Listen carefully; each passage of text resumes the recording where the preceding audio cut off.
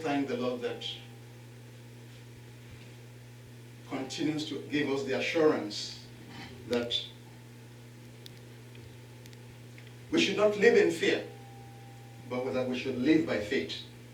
Amen? Amen. We thank the Lord that tells us that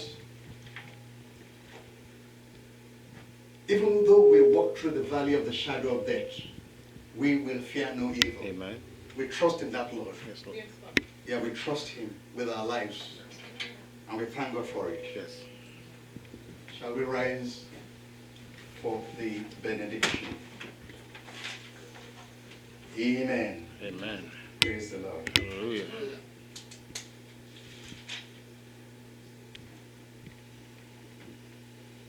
Praise the Lord. Hallelujah. And now, O God, to Him who is able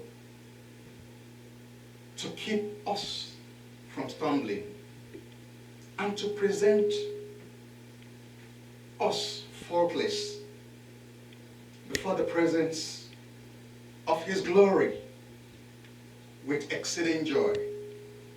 To God our Savior, who alone is wise, the glory and majesty, dominion and power, both now and forevermore. All say amen. Amen.